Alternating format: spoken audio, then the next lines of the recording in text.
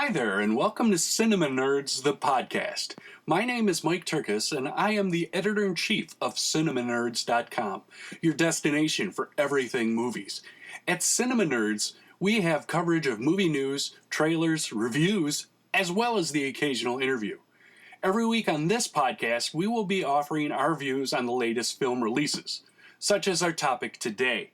For almost 3 decades, Paul Thomas Anderson has proven himself as one of the most prodigious and talented filmmakers currently working at his craft. Since the debut of his seminal Boogie Nights in 1997, he has remained a force to be reckoned with, and each release of a new film from him is heralded as another potential masterpiece. Anderson's latest work, the wildly inventive and often absurdly funny One Battle After Another, suggests that the filmmaker may be embracing a slightly more commercial approach to conveying his unique brand of stories.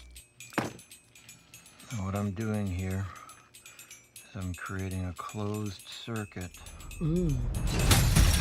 Very important to keep your cap shunted like this so you don't accidentally detonate your charge.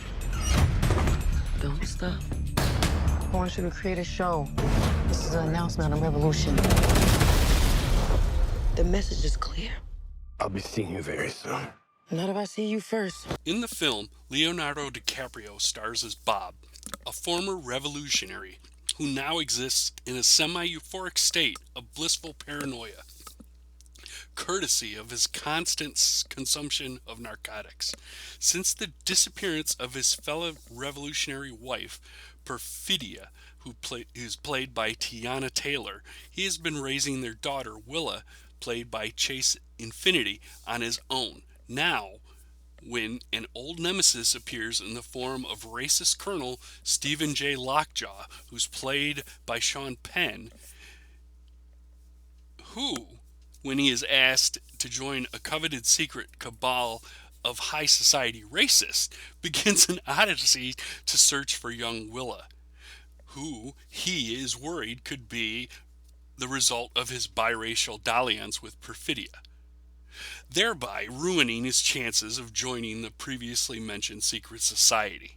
This is all precipitated by the abduction of Willa by former cohorts of Bob's for her protection, which puts Bob on the offensive as he begins a cross-country search for his daughter, despite not being able to recall decades-old contact protocols due to his all-too-frequent drug use.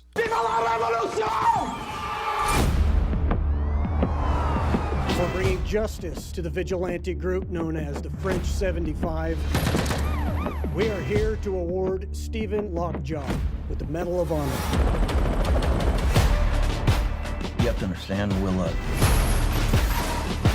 Me and Mom used to run around and do some real bad shit. Anderson initially approaches the story from Bob's point of view, but then shifts to Willa's as it becomes clear that she is, in fact, the focal point of the story.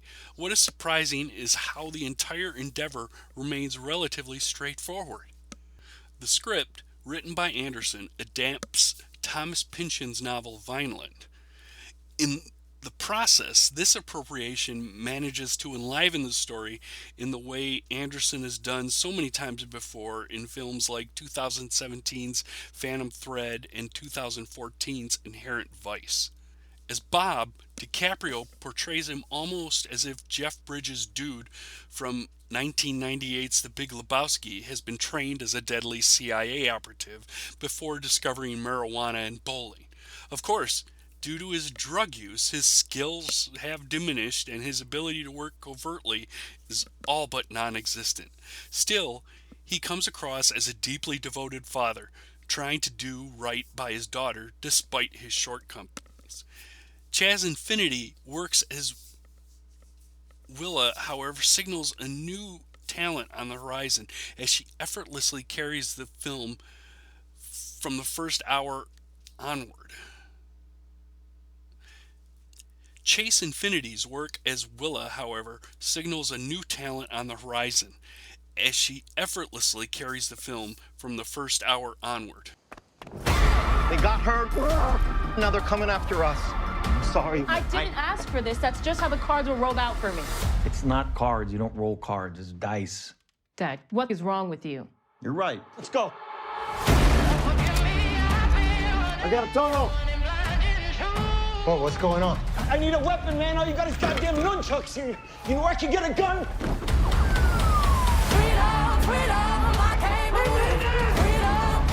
I wanted to protect you from all your mom's stuff, from all my stuff, even though I know that's impossible. Guess this is the end of the line. Not for you.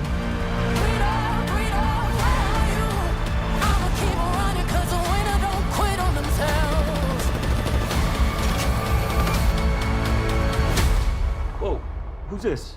Oh, they're just my friends. Now, is that a he or a she or a they? It's not that hard. They, them. Okay, I just want to be polite. Keep running, jumping the aqueducts, fire hydrants and hazardous smoke alarms on the back of us. But mama, don't cry for me, rap for me, try for me, live for me, breathe for me, sing for me. Yo, say it. Say it, baby. Love you, Bob. Other colorful characters, such as Benicio del Toro's Sensei Sergio St. Carlos, move in and out of the narrative and succeed in adding a tremendous amount of depth to the overall product. While Paul Thomas Anderson has made films that are perhaps more critically acclaimed than One Battle After Another might initially be, it ultimately reaches the level of the director's greatest work, and is certainly one of his most humor-laced offerings to date. Well, that's it for this episode. Thanks for listening, and don't forget to visit us on Facebook and Twitter, and at our website at CinemaNerdz.com.